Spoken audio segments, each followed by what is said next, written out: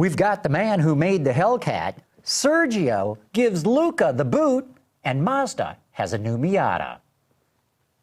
Autoline After Hours is brought to you by Bridgestone, your journey, our passion. And by Hyundai. See what makes Elantra so nice. Check out its style, interior space, fuel economy, and popular features now. This is Autoline After Hours with John McElroy, episode 257 for September 12th. Meet the man who made the Hellcat.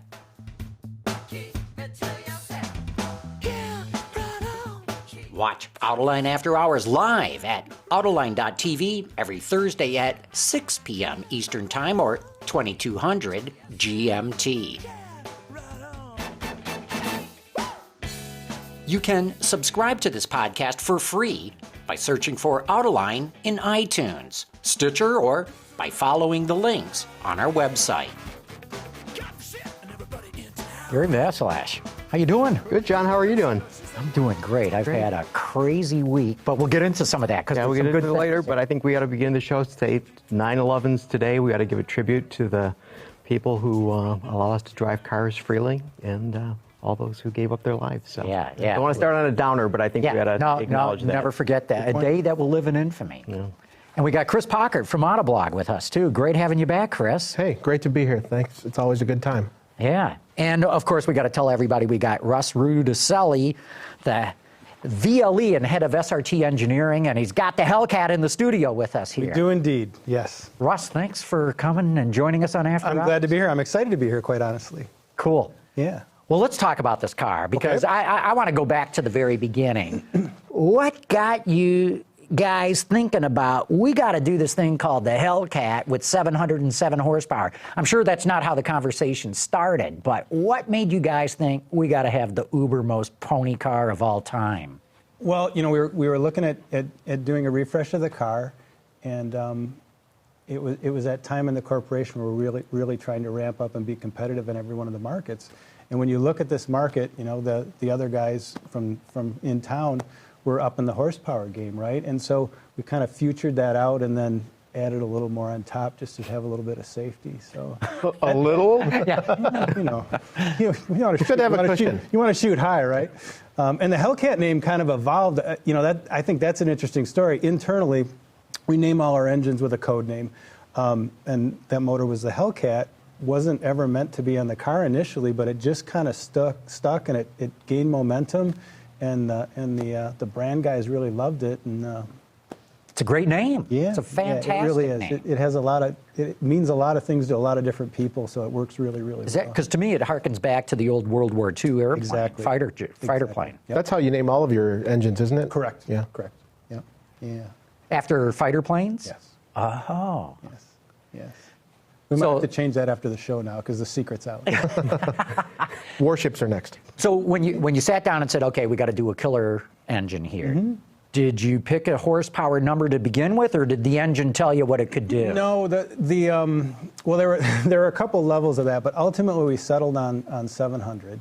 That was our target, and then the engine guys kind of over-delivered a little bit, which is awesome, you know. And I think, quite honestly, when I talked to them, they're like, Russ, we didn't want to just show up with 700. We really wanted to show everybody that it was, we could do more than that if we had. Yeah, because if you had come out with 700, everyone would have said, they just rounded up. It's probably 698 or whatever.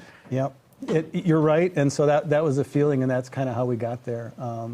And I'm really proud of that team because that development, very exciting car to work on, but very challenging from an engineering point of view. A lot goes into that running a 707 horsepower machine around the road. So you're getting that out of a 6.2 liter engine, and you're supercharging it. Correct. So tell us about the supercharger. You guys don't ordinarily go down that road. No, that was new to us. That's our this is our first foray into supercharging. When we started out in the car, we looked a little bit at turbocharging, but supercharging, first of all, the throttle response is great. We also had a lot of feedback from our customers about, there's other cars out there with superchargers. How come you guys don't want to have one in the market? So that kind of pushed us in that direction, and what you see here is the result of that. So It's a twin screw supercharger, and we're running about 11.6 psi boosted. It flows a ton of air. It flows 30,000 liters of air a minute. You can, we did this little calculation. It'll in a minute it'll suck the air out of your office at Chrysler. You know, so moving tons of air, and that made us do a lot of unique things to the car to get that much air into the car and working.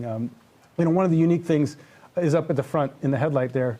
That's a patented little thing. That opening in the inside lamp next to the SRT badge actually flows air right into the air box. So it's still a headlamp. It's still the outside circle of it is correct. A daytime running light. Correct. Right. Lights up.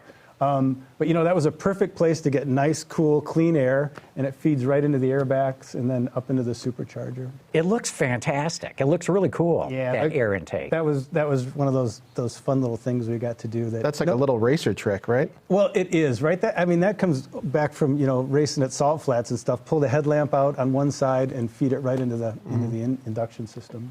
So that supercharger has to require a serious amount of power to get moving, right? I mean, you guys have to have some fun calculations associated with that as well. Yeah, I remember the guys told me it's around 70 horsepower to run the thing at fully rated power on the engine. So there's really more happening before it gets to the wheel. So it's really 777 horsepower, right? I'm not going to quote anything, but yes, that is correct. There's a lot more. You got to drive that thing. So yeah, it's a neat design, very compact. There's two actual coolers on either side of the supercharger. So as the air flows in, it goes over those intercoolers and cools the charge in.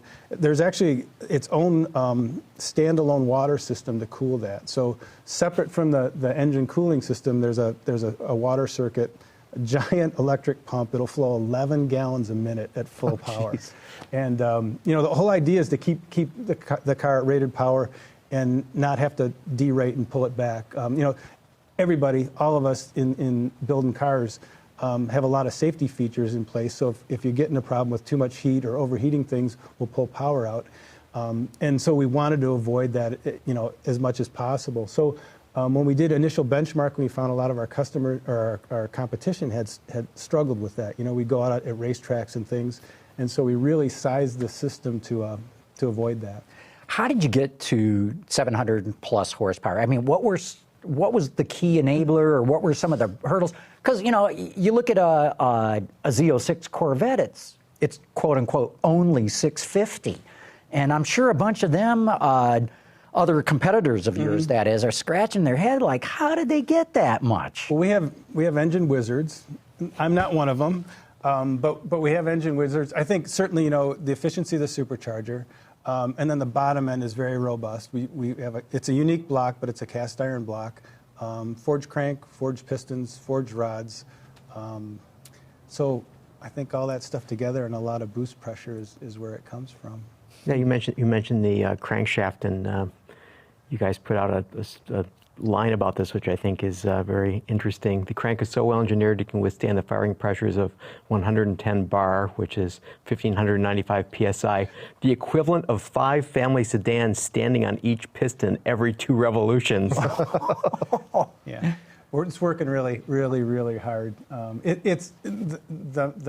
engine is, you know, it's got all the latest and greatest hot rod tricks in it, and we make the power, and it's reliable power. That's the other great thing. So the word is that the actual builds are coming in above 707 horsepower. I don't know anything about it. I'm sure you don't. I will say one thing that's interesting. So that engine's built at the Saltillo assembly plant, where we build all the Hemi engines at the engine plant. Excuse me, and so it goes down the same line in most cases, spurs off and back on. But each one of the Hellcat engines, unique to them, is a dyno run-in. They get 42 minutes on a dyno and run it power. In fact, I heard you guys had to get new dynos to be able to test this thing. We did over at CTC. We had to upgrade our dynos. We had to upgrade the air handling that we could do. We changed a lot of our testing. You know, this thing breaks into Viper's area top speeds, right? So we had to think about things differently. We can't do top speed runs that high at Chelsea, so we had to go other places to get it to our top speed runs, our VMAX runs. Yeah. So you mentioned Viper, and that brings to mind, was there any sort of corporate politicking going on that we have to keep the Viper as the halo? Was there any gnashing of teeth about putting this much power in this car? So I'm the guy that does both those cars, and no, there really wasn't. Although I'm maybe naively, I was surprised at how much banter there was back and forth on the ultimate horsepower number.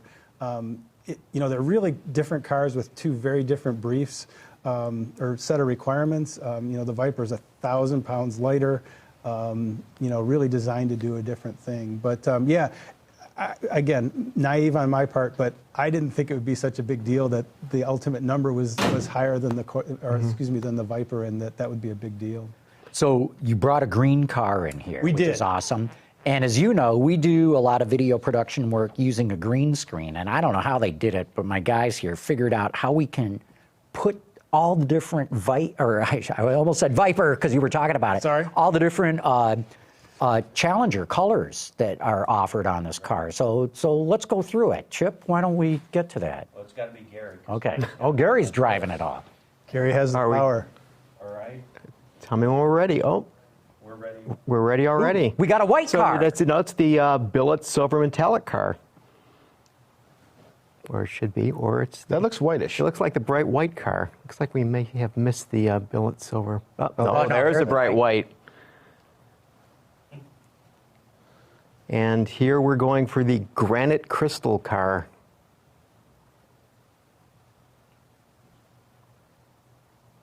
Ivory white. Okay, ivory white. Hang on. And now we're at jazz blue. That looks like it could be cool. I haven't seen that one So in for real. all of you out there, we're not just using variations on white here, that they are actually... How does this happen? So then we're at, this is... black. This is Phantom Black. Oh, that's a mean-looking car. It's almost not even here. And then we'll be shortly going to another black. And we're at pitch black. Back to the sublime green that we've had here. And last but not least, this is a pun, Torred.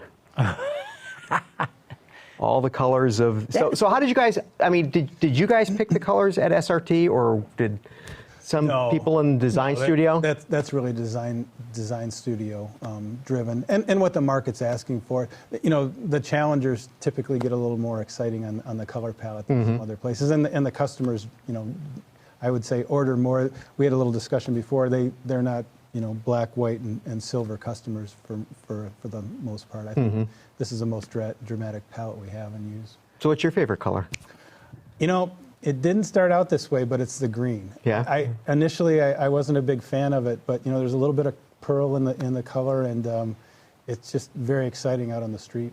It looks like it would lend itself well to some billboard graphics and some historic nods to Mopar's past. Well, yeah. If you remember the Sam Posey Trans Am car, it was kind of that color with the big 7.7 on the side. Yeah.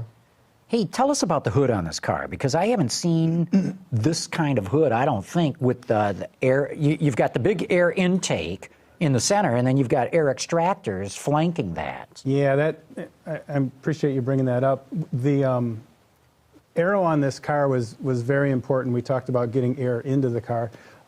Also, moving it around the car is very important. So the air extractors on the top of the hood are not only to get air out from underneath the engine compartment, but it kind of smooths out the flow inside the engine compartment, so it helps draw air in. Additionally, a lot of work was done on aero balance. So none of the SRT products are speed limited electronically. They're all our top speed is determined by the amount of power available and the drag on the car, which is a great thing. But you also have to keep aero balance so the car's stable at really, really high speed. So the splitter on the lower edge of the front fascia is unique only to the Hellcat. You can see that it steps way out farther than the base cars.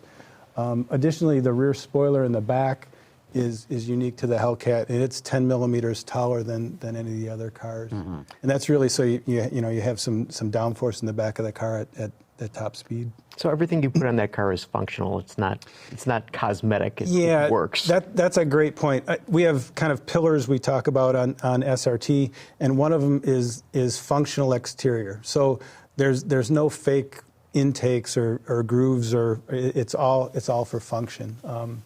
The grille is unique on the Hellcat. That lower grille actually is removable with about, I think it's 4 or 6 screws. So, if you're taking the car to the track and you're out, in Arizona, you can get a little bit more airflow.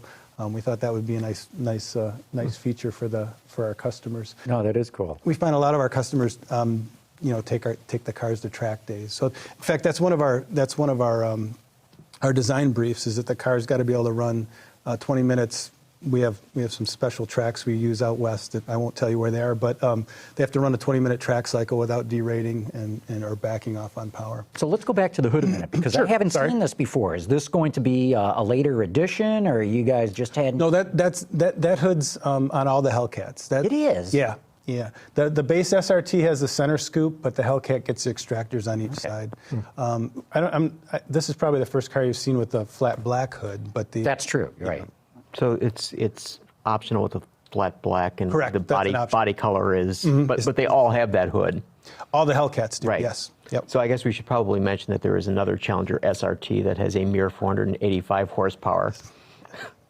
Yeah, the lightweight in the group. So I've got to ask you. So, okay, I happen to be on the drive program for this car, and we were out at Portland International Raceway. Yep. And now, when you guys were thinking about this car, were you thinking about it going in a straight line really fast, or were you thinking about it also going on a road course rather quickly? So both. That's really important to us at SRT, that you can go out, take your car out on the track, a road course, and be comfortable and have fun. It's not a narrow focus track car by any means, but you would never be embarrassed going out on the track. And then the drag racing stuff came along kind of for the ride. The burnout thing with this car is just like taking on a life of its own. I didn't expect that, but the videos and the stuff online with people doing burnouts and tire smoke, my tire budget's kind of a mess this year. I was going to say those are expensive burnouts. Yes, they are. They are. I was fortunate enough to drive one of these this week with the 8-speed automatic in it. And one of the things that really impressed me about it was the low-speed drivability. I don't want to name any names, but a certain competitor with the blue oval on the front, the low-speed drivability of that range-topping car is not that great. Okay. It just feels kind of unhappy, like you're going to go off the side of the road any minute, just because there's so much power at your disposal, and it's hard to meter it out. This car was very simple to do that, and I've got to imagine there's a lot of tricks in making that happen. Well, yeah, a lot of work was done on drivability. We didn't want this thing to scare anybody. In fact, we did some development drives this winter in the snow.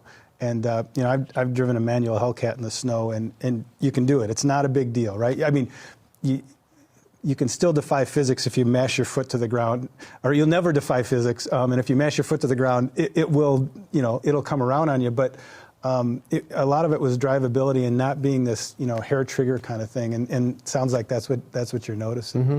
And then the other question I had is, you've got 2 keys for this car. You've got the black pill and the red pill, which you can take. In fact, we've got them right here in front of me right now. Yeah. So it's a neat concept, but the black pill, which is the less powerful spec, is still 500 horsepower? 500 horsepower. So that's not really like something you're going to want to give to your teenage son or daughter or a valet. I mean, what's the? So there's a couple of things, and we've had describe what the keys or the fobs do. Yeah. So the black key is you get 2 keys with the car, actually 3 keys, 2 black and 1 red.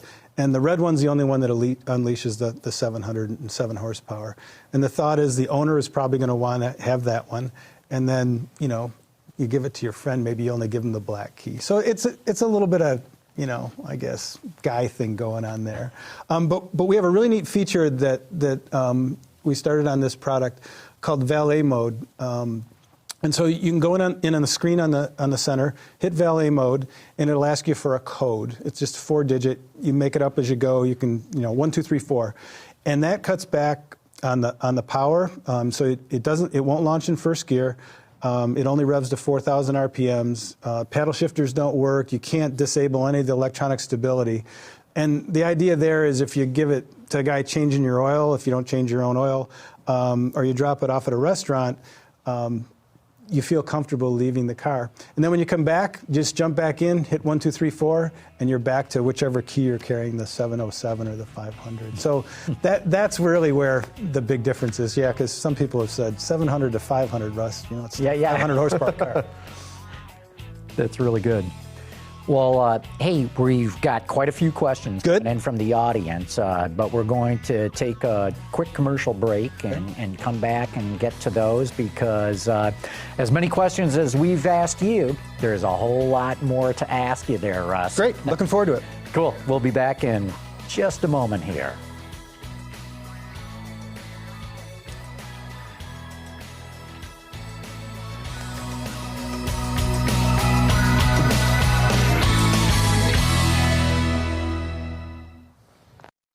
There's only one car company in America that's never made a single car. And while you won't find Firestone cars on any showroom floor, they're out there, running better, faster, stronger, longer. No, we don't build cars. But make no mistake, Firestone is a car company. So whatever you drive a Firestone. Okay, we got a whole bunch of questions here coming in from the audience. Right Knight says, with the new management at Ferrari, why not put this baby in the 458 Italia? I don't think you'll ever see this engine in a Ferrari. Dr. Botox wants to know, what tricks will the aftermarket do for those who feel 707 horsepower is not enough? Yeah, that's my guess is that people overspin the supercharger. I mean, that's the quickest way to power is more boost. Didn't you guys lock somehow the electronic control unit so you can't like just chip this car? Yeah, that's true. We have a lot of stuff in place, but you can mechanically still do that, and that's my guess is the first place they'll go. To your point, I mean, we have rabid fans that drive SRTs, and no matter what we give them, they want more. And that'll be a warranty issue then, won't it? Yes, it will. Yeah. It's remarkable that you can get 707 horsepower. It's a standard warranty, the same as the rest Exactly. of it? Yeah, That's amazing. That's one of the things we're really proud of. Same durability and warranty that on any of our products, but 707 horsepower. JM1NB wants to know, what changes to the chassis, interior, or structure did you do to accommodate this kind of power? Well, the chassis quite a bit. The structure was pretty good on the car. The chassis let's go back a little bit. We put wider wheels on the car, so it's got 9.5 by 20-inch wheels. They're forged, and we worked on really pulling a bunch of weight out of them. Are those magnesium? No, they're aluminum. Okay. The finish kind of has a bit of that look. It does. To get wider tires on it, we actually hemmed the rear wheel wells. They weren't hemmed in the past, and kicked up the flanges in the front. And then because of the top speed we have, we upgraded the brakes. So up front, we've got a 15.4-inch rotor. That's the biggest rotor we've ever put on a car. And it's a two-piece system. So the center hub is aluminum to save some weight, and then the outer wear surface is actually a floating rotor that the Brembo guys helped us with. And then it's got a 6-piston caliper in the front, and then the standard SRT brakes in the back. So that's kind of, we also upgraded the springs, the shocks. We upgraded the sway bars. So that's kind of the big chassis stuff. Anything to the trans? Yeah, so the 8-speed's new in this car, and for the Hellcat, it's actually a high output version of it. So the gears are a little bit wider in this. Transmission's actually longer, and the clutch packs were upgraded and improvements to the friction material. You know, it really is interesting to know because Chris mentioned sort of in passing that it was an automatic transmission. Yep. You can get a manual on this as well. You can, and we talked about heat management. This is the first manual transmission we've put in a car with its own cooling system. We got to a duty cycle where we were running the transmissions hotter than we wanted to, the manuals. So there's a cooling circuit, and the transmission actually has a small pump that drives the fluid through. That's kind of cool, when you see Porsche and Ferrari abandoning manuals. It's kind of cool that you guys have stuck with it. Yeah, some of us still like those manuals. Let's see here. VRM Chris wants to know, might And this is a question I wanted to ask earlier, actually, so I'm glad he asked it. Might the Hellcat engine be available on the Jeep Grand Cherokee SRT? I will not discuss future product. All right. Yeah, we also have Badnick L wants to know if it's going in the Viper. I will not discuss future product. I've heard that it doesn't fit in the Viper because it's too wide. Yeah, there's issues with getting any Hemi into the Viper because of how narrow it is. But you're putting it in the Charger. We are. Yep, we announced that at Dream Cruise. Yeah, very exciting product, and it's interesting. Bigger car, but a little bit better aerodynamically. So the top speed's actually going to be higher on the Charger than it is on the Challenger. Because this one here is 199, I think, and the Charger is what, 204? 204. Yep. Yeah. I don't know what it is about adding an extra set of doors, but it seems like a much more rational decision to have a 707 horsepower sedan as opposed to a big coupe. You got to love it. Push to Start wants to know, is SRT now fully under Dodge?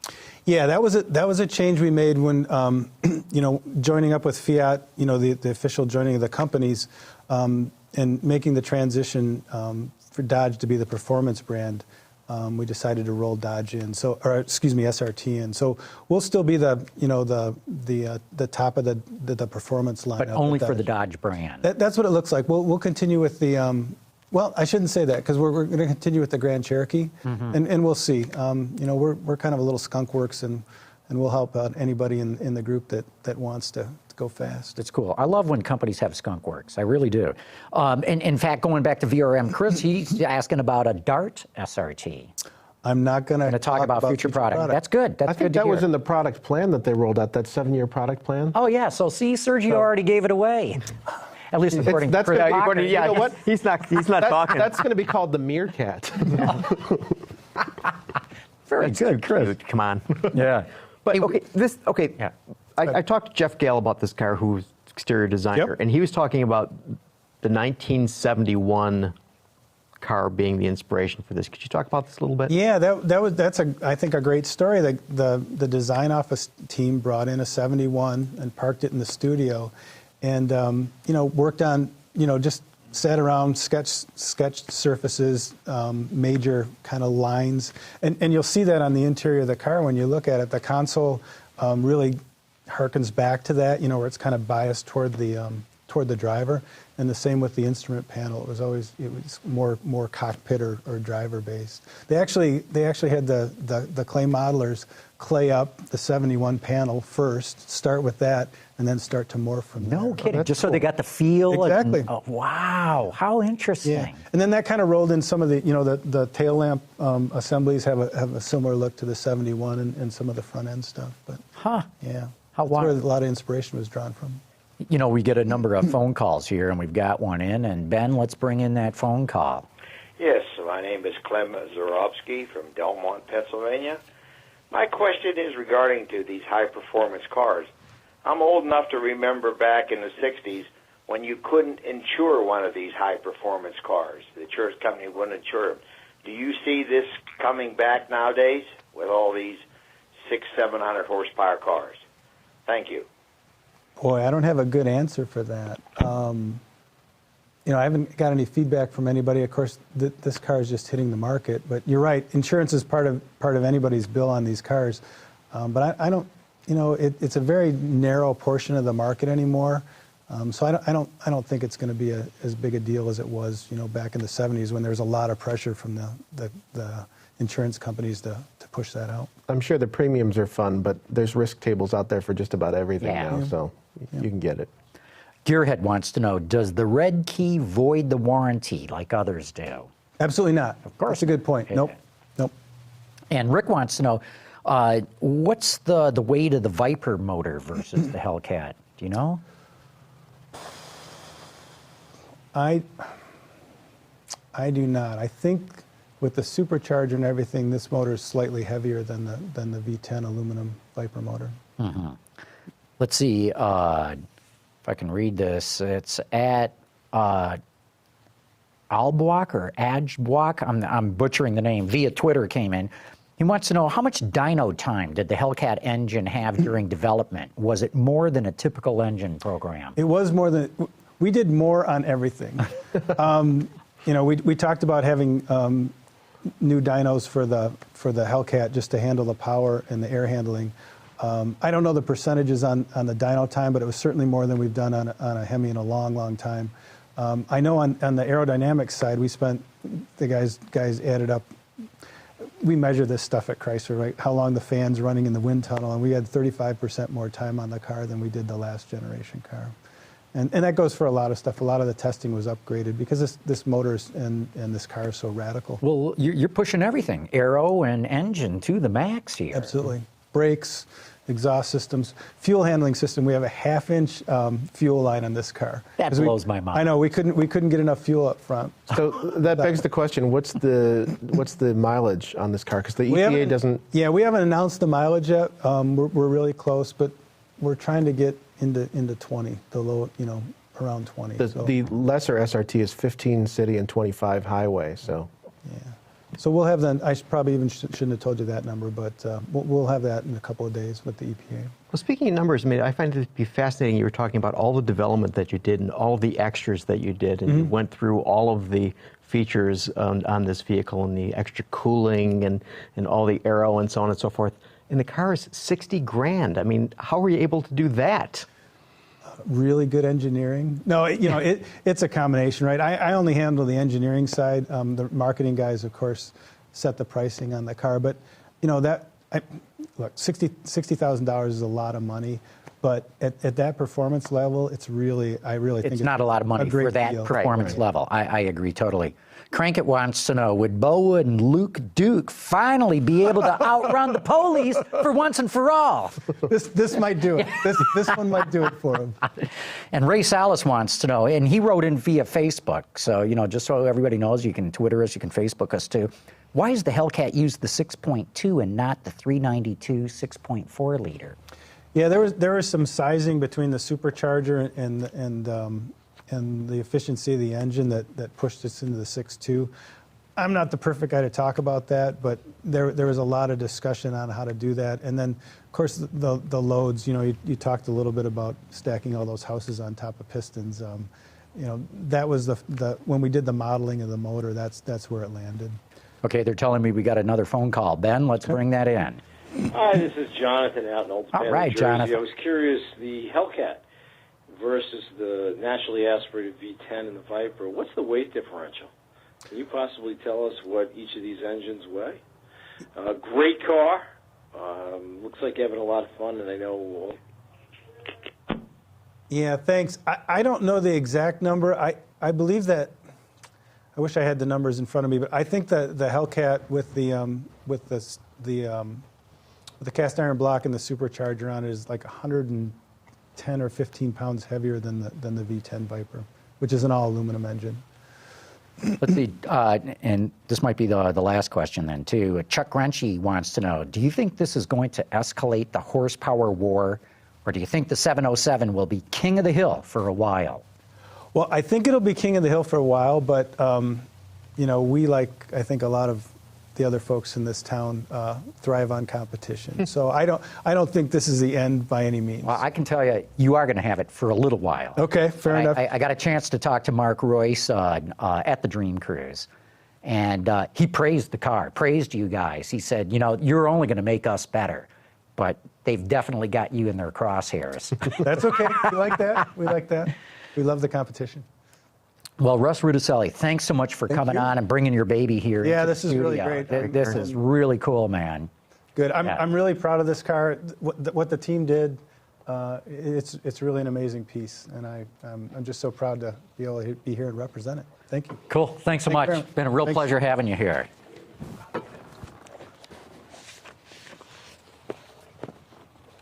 So, pretty cool car. Pretty cool. Yeah, it's remarkable. Like Gary, I got to drive it at the Portland International Raceway, and what a blast. The one thing is, when you get out on the road course, though, is you have to feed in the power judiciously, because it's so easy just to get the rear wheels spinning and the rear end to kick out.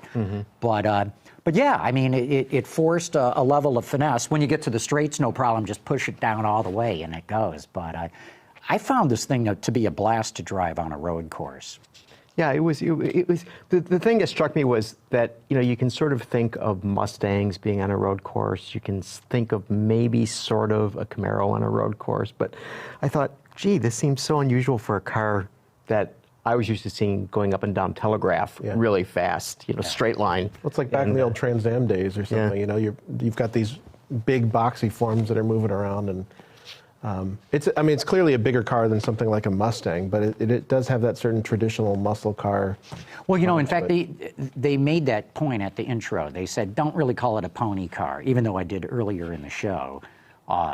They're saying it's really a muscle car. Yeah. It's bigger than the old pony cars. It's got a hell of a muscle too, doesn't it? Yeah, right.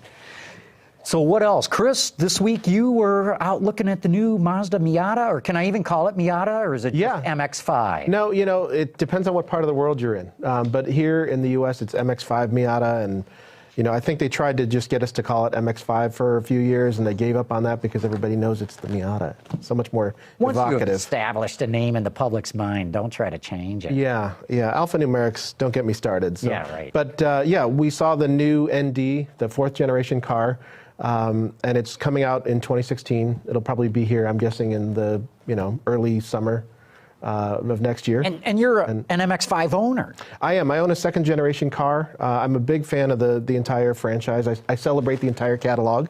And it's great to see that philosophically they seem to have honed in on what makes this car special. So you like it? I do. It's something that I don't think everybody is going to like at first glance. People that are used to this car, they're used to the approachable, sort of cartoony, friendly looks. And this car looks a lot smiling face. This car looks a lot meaner. It sits lower.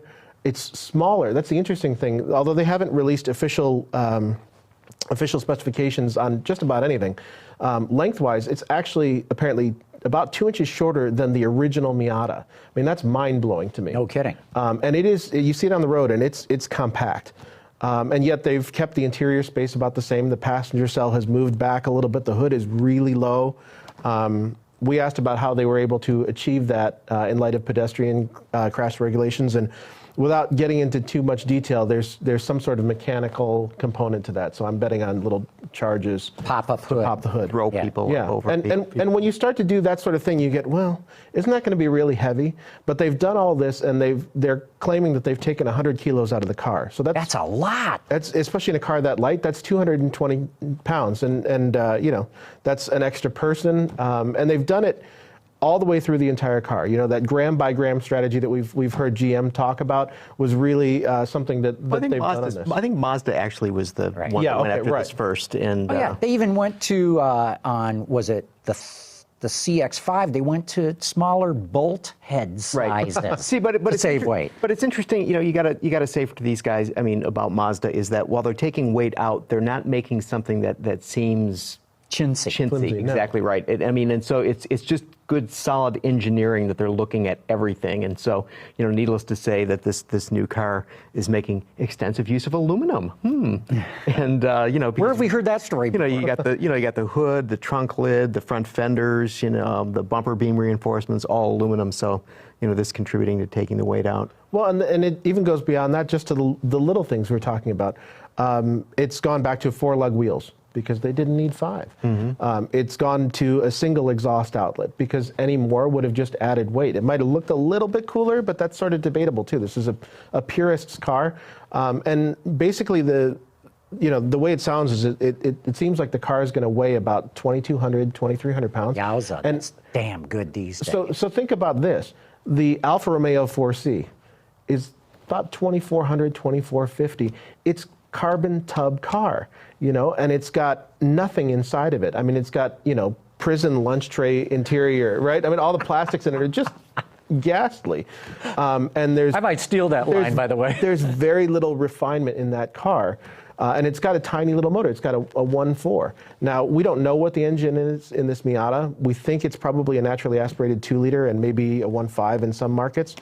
But that's amazing. Mm-hmm. So I'm a big fan of these lightweight, minimalist cars, and it looks like, it's all lining up to being a great driving experience. Though I got to tell you, the people here I was traveling, so I didn't get to see the reveal, but my people here were just pulling their hair out because you only saw the side of the car. Yeah. They never showed the front end, they never showed the rear end, they never showed the interior. All they showed was the side of the car. Yeah, that's true. So what they did was they had this big bombastic sort of presentation that they live streamed on the internet with Duran Duran. And I mean, it was cool to have the Duran Duran show, but really, they rolled out the car ahead of time, and then they said, "Here's Duran Duran." And you're right, you only really got to see the one side of the car, and I just wanted to scream and say, "Just give me quiet and more time with this vehicle." Believe me, everybody on the video side were screaming at the screen. Absolutely. And so in subsequent days, we were able to get more time with the car. I was able to sit inside of it. And one of the big areas of opportunities with this car is the interior in the current car. The NC generation, I mean, the touch points are, the key stuff, the gear shift, the snick and the wheel, they're the right size and the right location and all that. But the rest of the interior could probably use a rethink. And it seems to have gotten that. The materials are significantly better. There's technologies, even things that are basic these days. You can't get Bluetooth streaming audio in the current car, which, I mean, it's a minor little thing, but it is an annoyance if you're looking at buying the current car. All that stuff is in there. There's navigation. You couldn't get navigation before. And so they're going to have a lot of these things, a lot of these available features, and still lighter weight. Does Mazda need this car? Yeah, they do, I think. It's the best-known Mazda of all time, I think. Seriously, even more than the RX-7. But, it's interesting, if you look at the sales numbers for the car, they had their best sales year in 1990 when they sold 39,850. Last year, they sold a grand total of 6,334. And that's here in the States. In the States. Right.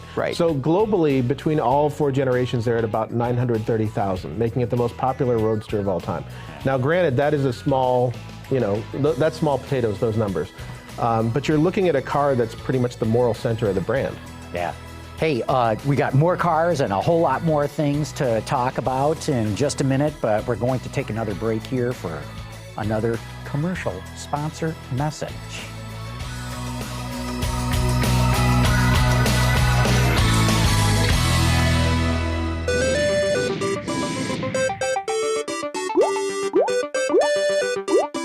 Nice. Not nice. The new Elantra from Hyundai. Nice. You already know that you can listen to Autoline's Industry Insight in places like YouTube and Stitcher, but did you know that you can also listen to it live in your car? It's simple. Just pair your smartphone with your vehicle's Bluetooth connection or plug into the aux jack. Then navigate to Autoline.tv using your phone's browser. Find the show you want to hear and click play, just like you would on your computer. This is Autoline After Hours with John McElroy.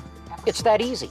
Never be disconnected from Autoline's top-notch insider information with Autoline on the go. Really want to thank our good friends at Hyundai for making that ad possible. And speaking of Hyundai and ads, we should mention that there was a lot of changes this week in terms of executives and people changing at companies, and Jeff Bridges is no longer going to be the voice of Hyundai commercials. Sorry, one of those car companies. Yeah, right. Paul Rudd. Going for the kids. But speaking of other changes, I thought the big one was Luca di Montezemolo being booted out at Ferrari. That was a shocker to me. And with a really big golden parachute. What did he get? 24 million euro? I think 35. Oh, 35 million euro.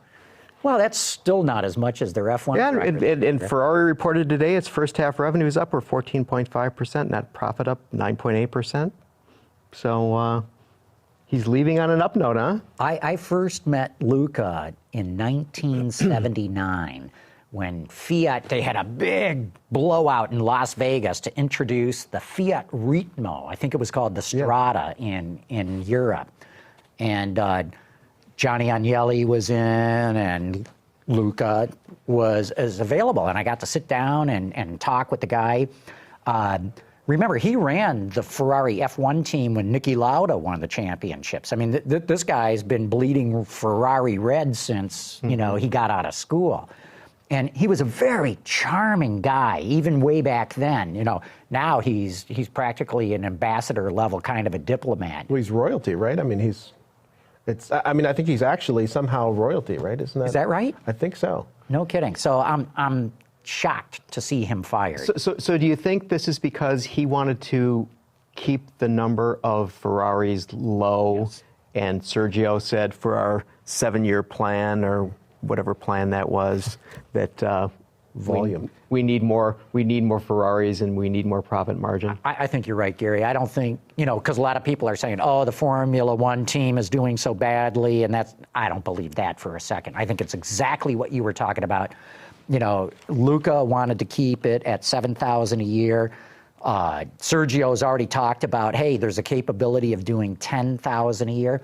And, it's a very delicate balance. If you build one too many, you piss off every Ferrari owner because now you're starting to degrade the value of it.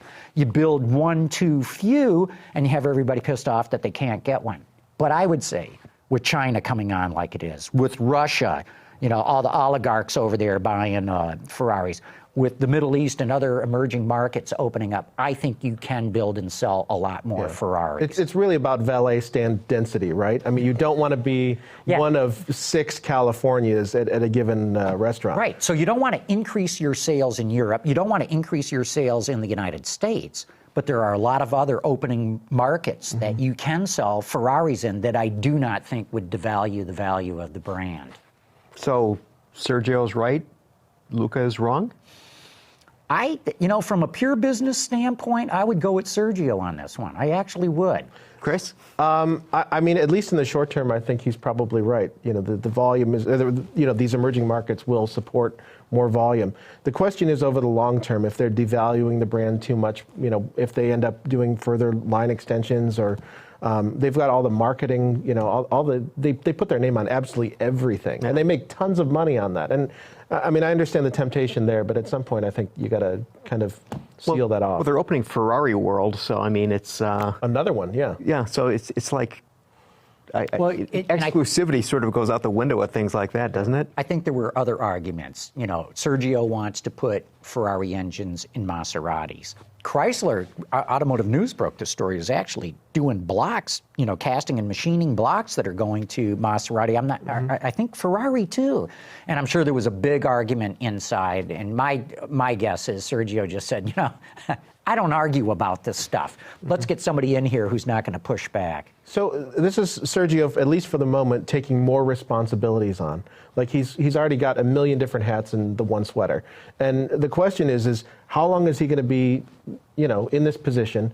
And is he setting up as, a plan of succession for him after that? Because he told the board he has a list of successors. So okay. Who's on that list, remains to be seen. But I say Richard Palmer. That's my guess right now. You think? The finance guy. Yeah. And how far out do you see that being? I mean, Sergio's 60 years old, 61. I see him being around to about 65-ish. Reed Bigland is another guy I'd keep my eye on. He's doing real well. He's doing, and how he's going to do with his new job, that's going to be the big question. He may be sacrificial in that regard. That's right, because what Sergio is, you hit your numbers, you're golden. You don't hit your numbers, you're gone. It's just that easy.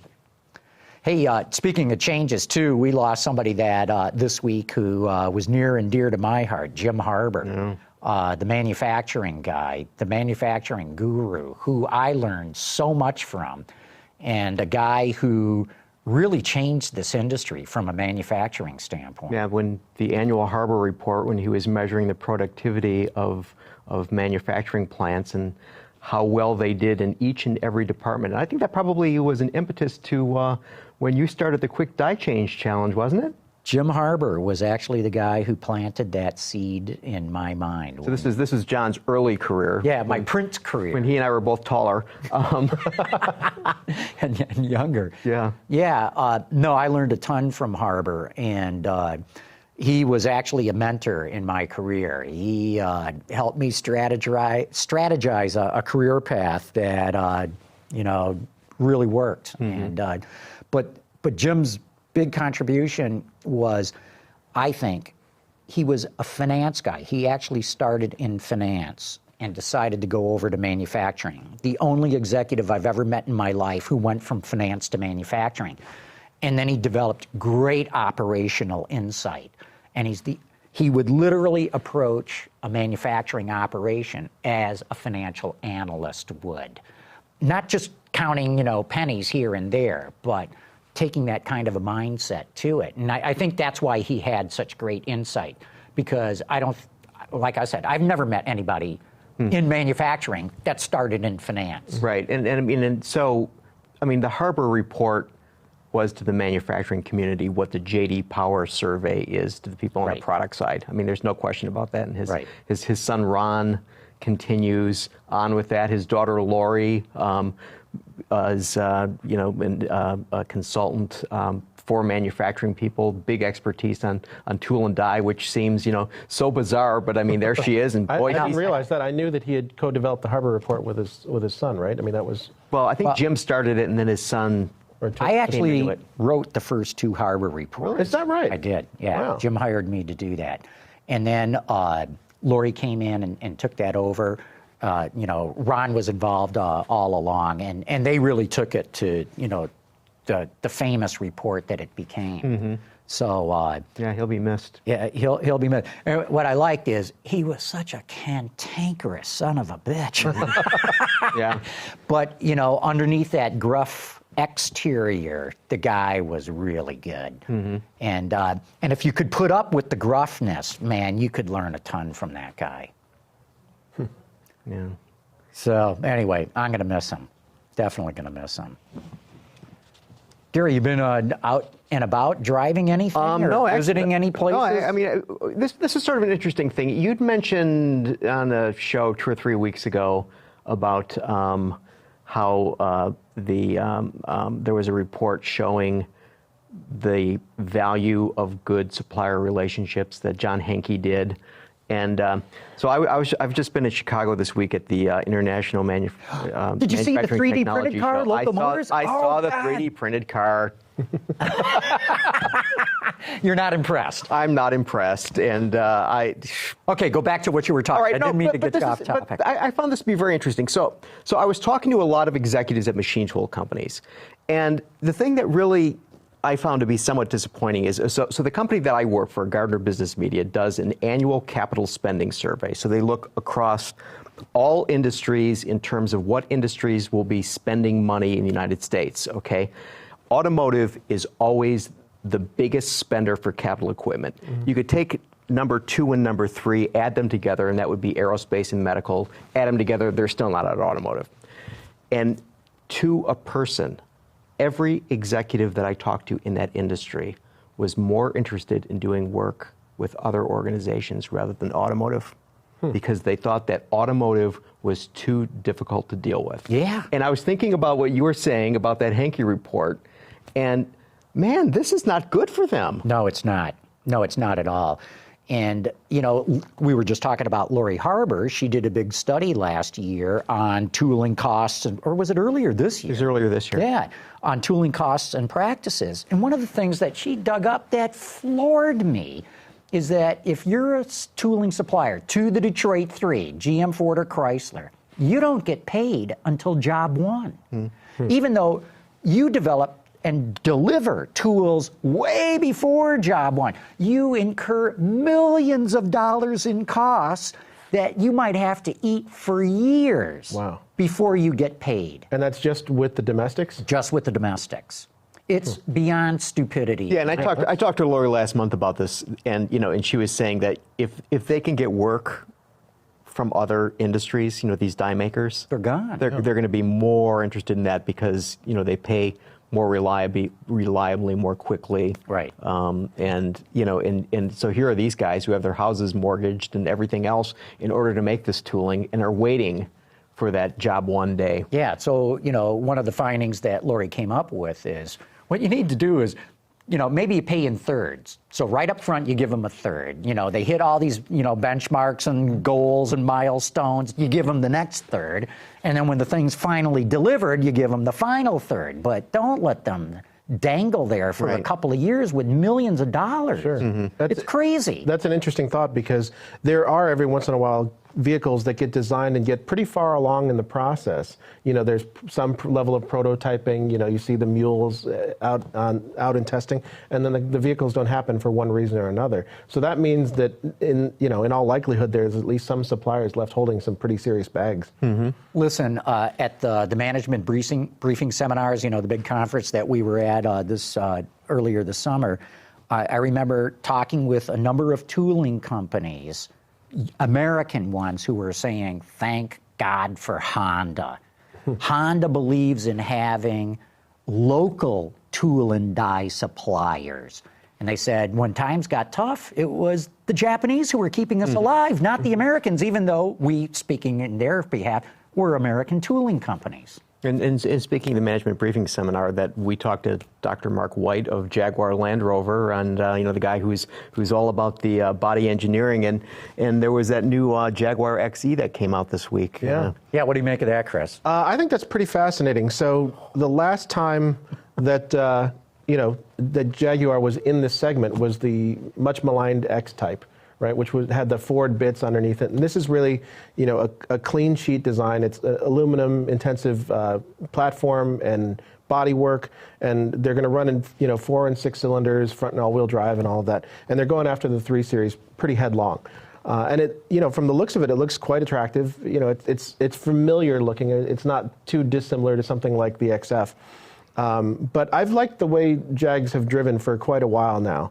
And now that they've gotten smart enough to not only, not have just a V8 only lineup, which is what they had for years, I think they could be pretty competitive in the global market. One of the things I'm wondering about is if they can keep the weight down of that car. Even with aluminum, they're not always succeeding in having low curb weights.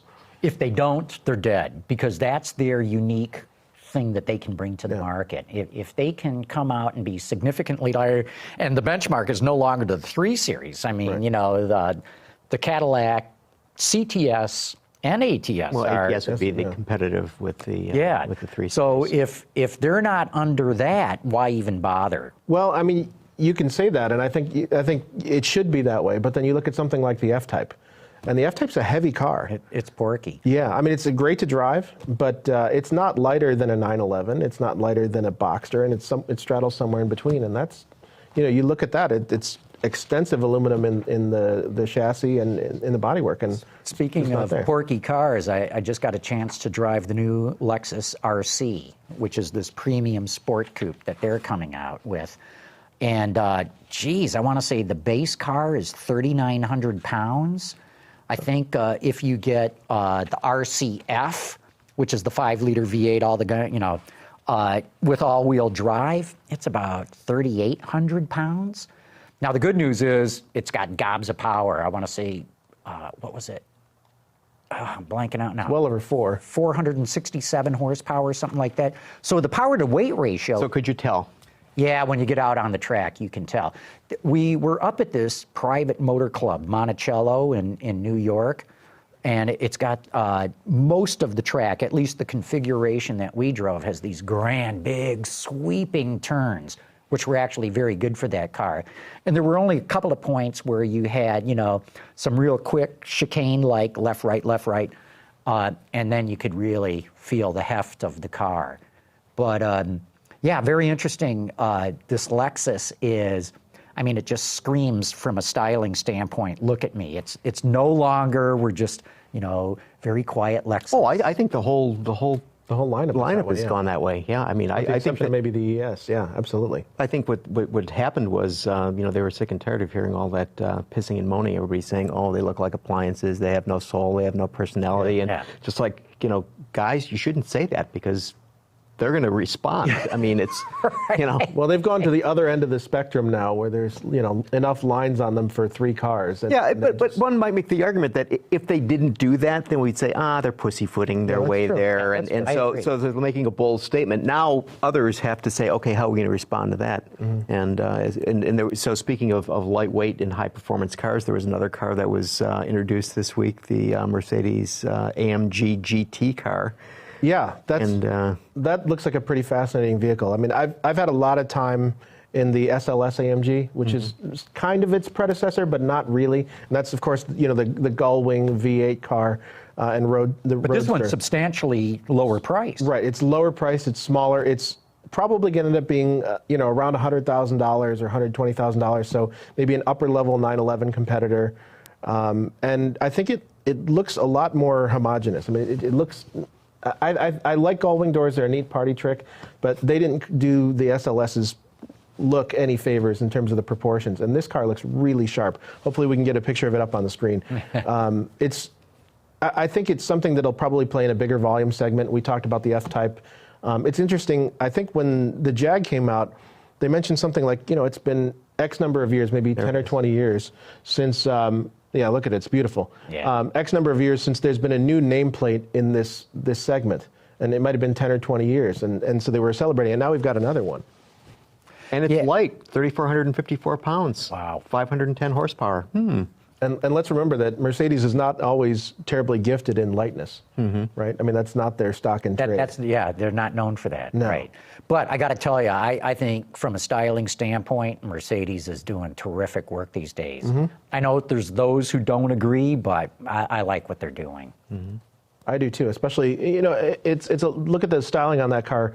While it's still got real presence and it's a wide, low look, it doesn't have a lot of frippery to it. It doesn't have a lot of design tricks and all that. It's really organic. And we were just talking about the RC, and that's a really it's a complexly surfaced car with a lot of interesting details to it. But I don't know if the whole thing hangs together in the right way. Yeah, I mean, it'll be interesting to see how that car ages, the RC. But I think, to Gary's point, this was Lexus's way of saying, oh, so you think we can only do bland? Right. Look at this. Well, and I think you're both right. I mean, it's probably a necessary statement for them for that. And then maybe you'll see, they work some things out, they smooth it out. I remember back when Audi adopted the single frame grille. Oh, yeah. And I always thought that the cars before that were just gorgeous. They were very, very, streamlined and done just so. And then they threw this horse collar grille in the front, and it all just went to hell in a handbasket. But if you look at that over time, they made that statement, and they kind of worked it in, they figured it out. And I suspect the same thing will be true with Lexus. And the Bangle butt. I mean, yeah. When, Chris Bangle did the BMW, it was, Yeah, that, and maybe we just get used to it, the flame surfacing or whatever it is. And look at what Hyundai did with the Sonata. I just got out of a Sonata this week too, and the new car is so much more conservative in design than the last car, which was really pushed the envelope and said, hey, you've got to pay attention. Well, different horses for different courses, kind of a thing. So when Sonata needed to break out, to you had to do, or they decided to do, something that was much more dramatic. Okay, boom, instant success. The car's selling like crazy. Okay, now you can be a little conservative. But I would also add that the last gen Sonata styling was very controversial in Korea.